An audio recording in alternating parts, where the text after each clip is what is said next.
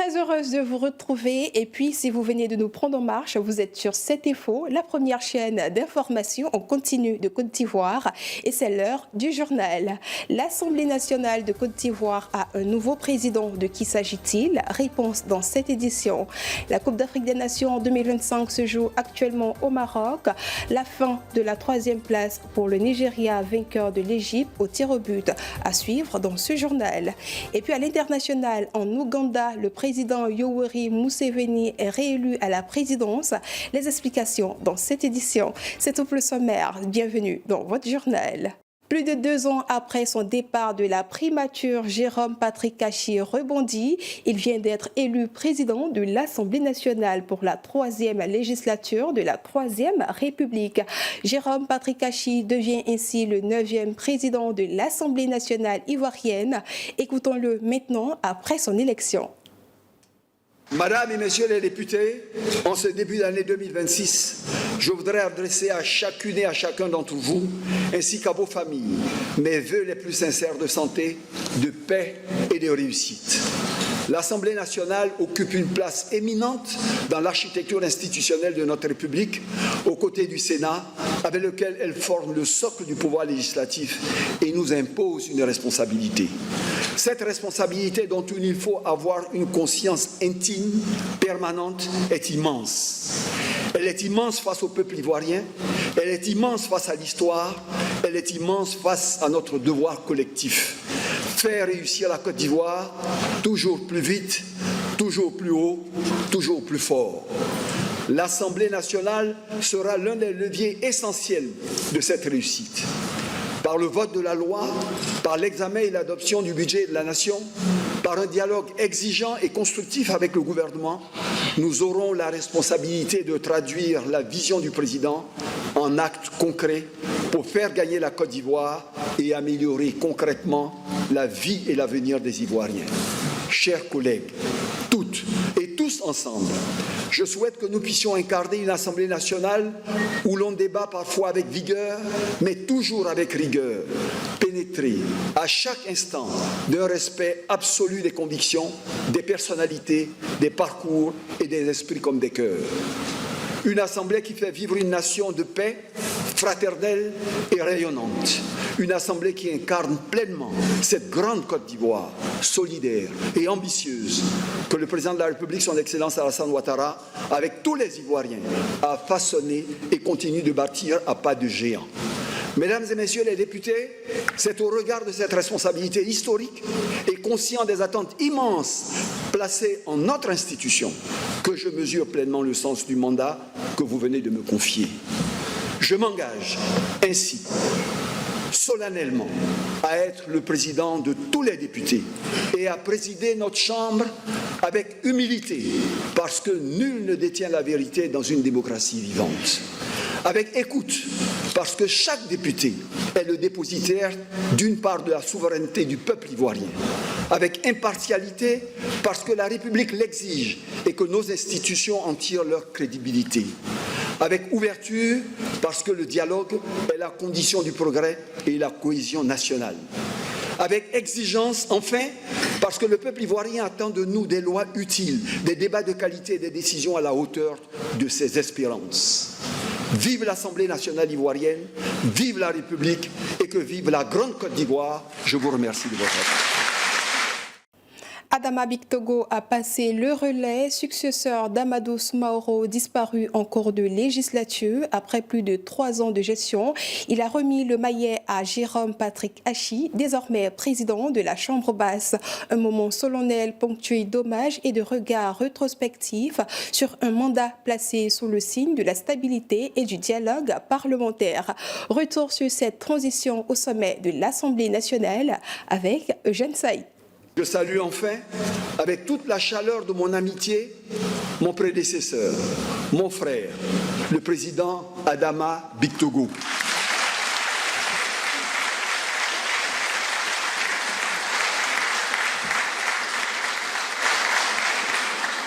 Cher Président, vous avez servi cette Assemblée avec dignité, engagement et sens des responsabilités.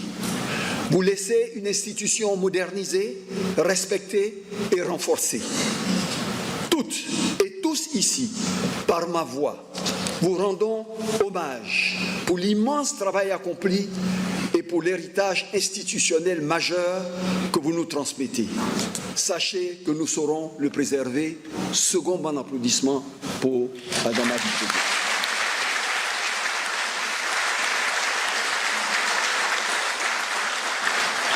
Dans la région de l'Amé, Adzopé se réjouit de la victoire de Jérôme Patrick Kachi. Notre envoyé spécial Pierre Thiebi était sur place pour recueillir justement les réactions. Bon, pour moi, c'est une fierté pour les habitants d'Adzopé parce que c'est l'un des ressortissants d'Adzopé. Donc on est content. Quand il était Premier ministre, on voit ce qu'il a apporté. Donc on est fiers de lui, c'est notre papa, dont le soutien dans tout ce qu'il fait. Que Dieu lui donne longue vie encore. Peut-être, on espère que bon, par la grâce de Dieu, il peut remonter des grades. Donc on est toujours avec lui, on est content pour lui. Actuellement, nous sommes très ravis pour lui. À notre Adjou Ali, notre président, notre baptiseur qui fait tout pour la région de l'Amé. Nous sommes tellement fiers de lui. On peut dire pour lui toujours que Dieu lui rende grand encore, plus que ça encore, que Dieu lui donne longue vie, santé à notre Adjou Ali. Tout le monde était surpris, même moi-même, je ne croyais pas. Aujourd'hui, c'est aujourd'hui même, je viens de croire vraiment qu'il est le président. Il est devenu président, vraiment, sinon moi-même je ne croyais pas. Actuellement, nous sommes tellement très ravis à JP, même région de l'Amé, nous prions pour lui toujours. Le président, l'envie à notre Adjou Ali. Est-ce que vous avez un message à lui adresser? Le message qui est là pour nous, il nous a tout donné déjà. On prie Dieu toujours, il a fait un peu pour nous encore. Où on est là aujourd'hui, toutes les régions de l'Amé sont à lui. On prie Dieu toujours, Dieu nous donne grande force pour nous. C'est ça, je vois. Mais écoutez, notre Adjou Ali national, c'est le meilleur. Hein. Vraiment, nous sommes fiers de lui. Ce n'est pas un parcours qui nous surprend. Hein. Moi, personnellement, ça ne me surprend pas parce que depuis 2000, il est toujours dans le gouvernement. Il a fait ses preuves. Donc vraiment, aujourd'hui, nous sommes fiers de lui. Toute la région d'Adzopé, le département d'Adzopé est fier de lui parce que c'est un travail acharné. C'est quelqu'un à qui il faut faire confiance.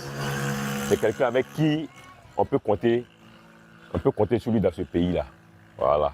Et le message qu'il y a à lui adresser, c'est qu'on lui souhaite bon vent et que Dieu lui donne longue vie, qu'il n'oublie pas Adzopé. On sait qu'il a ça en cœur.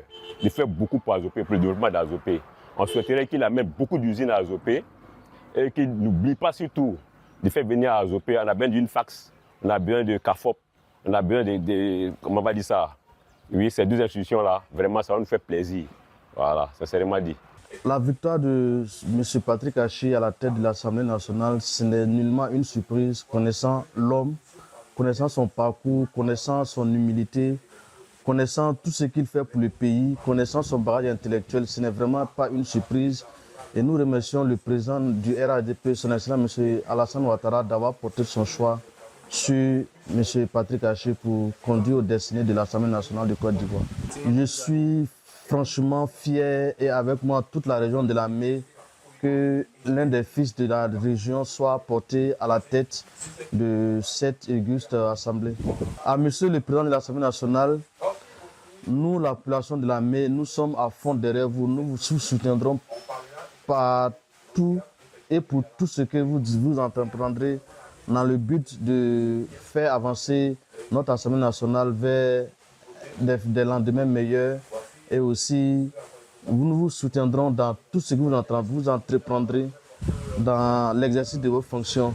Félicitations à vous, que Dieu vous bénisse, que Dieu ait la main sur vous. Aujourd'hui est un jour historique pour toutes les populations de l'Amé. Mes premiers mots sont des mots de reconnaissance envers le Seigneur qui nous a permis de voir un enfant d'Adzopé, un enfant de l'Amé à ce poste. Je voudrais dire à notre papa Patrick Kachi qu'il n'est pas seul, qu'il a toute la région de l'Amé derrière lui et toute la Côte d'Ivoire bien sûr. Il est le président de l'Assemblée nationale de Côte d'Ivoire et qu'il porte les attentes de toute une population, de tout un peuple. Toute l'Amé le regarde, toute l'Amé le soutient et toute l'armée croit en lui. Et toute l'armée voudrait dire merci au président de la République vraiment pour la confiance accordée à notre Ulysse Fils et également à toute la région de l'armée parce que c'est l'armée aujourd'hui qui est mise en valeur. La victoire de M. Patrick Achi, vraiment, est une fierté pour nous. Nous sommes heureux pour sa victoire. C'est notre papa. Vraiment, il a été là pour nous. Nous allons le soutenir comme on peut.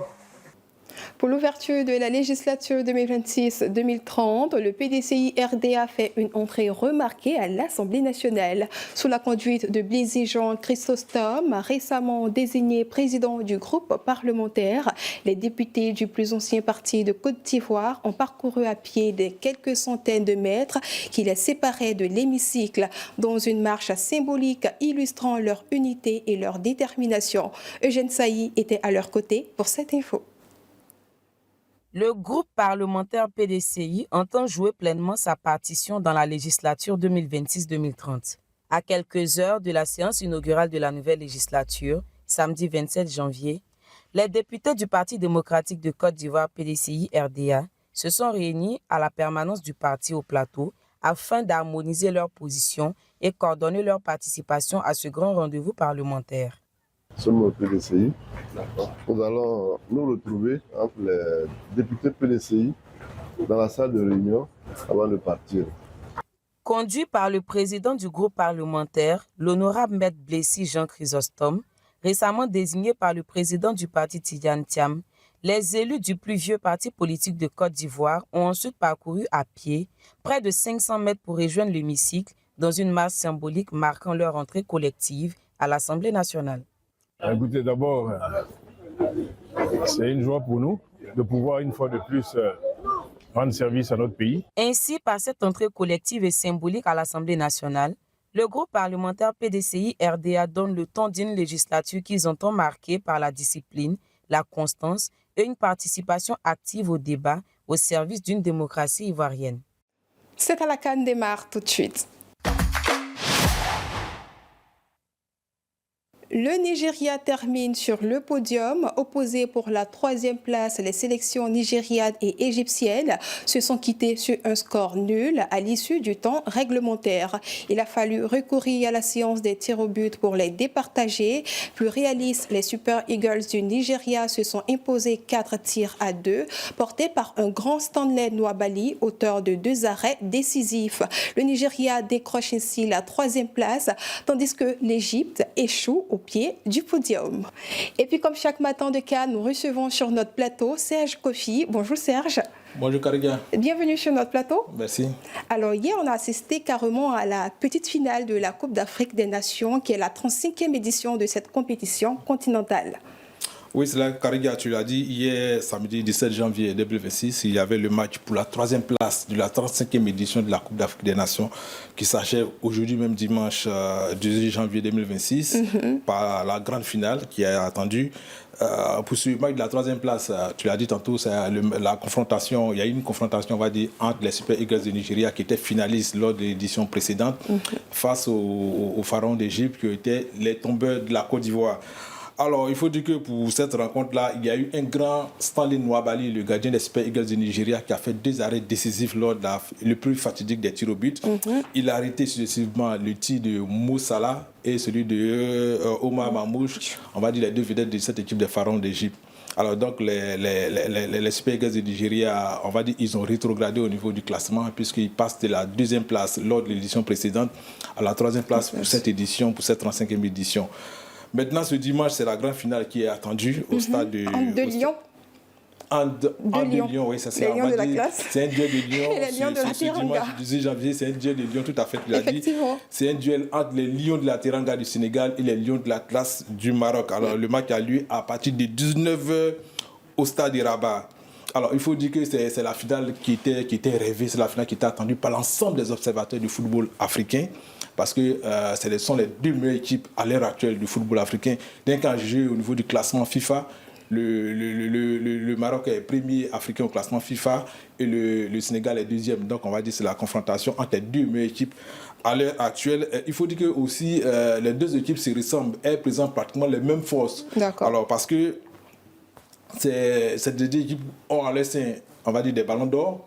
Achraf Hakimi au niveau du Maroc et Sadio Mané au niveau du Sénégal. Et les deux sélections ont à la tête des sélectionneurs, des jeunes sélectionneurs qui ont été eux-mêmes des anciens internationaux. Nous avons Walid Regragui au niveau du Maroc et puis Pape Thiaw au niveau du Sénégal. Et puis il y a aussi deux bons gardiens, Yacine Bono au niveau du Maroc et puis Edouard Mendy au niveau du Sénégal. Et les deux équipes aussi sont en course pour la deuxième étoile. Effectivement. Le Maroc qui avait remporté la Coupe d'Afrique en 1976 et puis le Sénégal qui avait remporté sa seule étoile jusque-là à la CAN 2022 au Cameroun. Donc voilà, ce sont les forces en présence. Mais il faut dire aussi, c'est ce par quoi je vais chuter, il faut dire qu'il y a un léger avantage pour le Maroc. Pour moi, pour deux raisons essentiellement. Le Maroc joue à domicile. Pays organisateur. Les Lions de l'Atlas auront le soutien des supporters au stade. Ah, c'est évident. Et puis aussi, la deuxième raison pour moi, c'est que le Maroc a l'ensemble de ses joueurs, alors que le Sénégal va devoir faire sans son taulier en défense, son capitaine Khalidou Koulibaly, qui est suspendu pour cette rencontre. Après, je pense que le Sénégal a une grande population au niveau du Maroc. Oui, mais c'est vrai qu'il y a une forte communauté sénégalaise au Maroc, mais je ne pense pas que la communauté sénégalaise au Maroc pourra, je vais dire, être plus nombreuse au terrain face aux Marocains même qui sont chez eux. Dans tous les cas, cette rencontre reste un match, on va dire un grand match qui est attendu. C'est vrai que c'est une finale inédite. Les deux équipes ne sont jamais rencontrées en finale de la Coupe d'Afrique des Nations. Effectivement. Et puis, on va attendre ce que ça va donner. Mais je pense qu'au regard des forces en présence, au regard de l'effectif de ces deux équipes, on va présager qu'il y aura une bonne finale. Il y aura un bon match en tout cas. Super. Vous avez un pronostic ? Alors, je ne vais pas me hasarder à faire un pronostic pour cette rencontre parce que je pense que le résultat reste indécis. Je l'ai dit tantôt, le Maroc joue à domicile. C'est vrai qu'ils ont en leur sein de très bons joueurs, pareil pour le Sénégal. Je l'ai dit, peut-être un léger avantage pour le Maroc. Mais vous savez, cette édition de la Coupe d'Afrique a montré que, la logique n'est pas toujours respectée. C'est vrai que le Maroc a quelques avantages, mais bon, le Sénégal aussi demeure une grande équipe. Comme quoi, en football, il n'y a pas de statistiques. Le football n'est pas une science exacte, on l'a toujours dit. Et puis, bon, on va attendre le résultat et puis tirer les conclusions à l'issue de cette finale. Tout se passera donc sur la pelouse. C'est cela. Donc, à 19h, je crois que tous les projecteurs seront braqués au stade de Rabat pour suivre cette grande finale de la 35e édition de la Coupe d'Afrique des Nations. Le rectangle vert. Que le meilleur gagne. Oui, c'est ce qu'on va souhaiter. On va souhaiter que le meilleur gagne et que les 22 acteurs nous gratifient d'une belle rencontre, d'un beau niveau technique. C'est surtout ça qui est attendu. Merci Serge pour toutes ces informations de calme. Karigia. Alors, que dit donc l'information internationale? Réponse après ce jingle.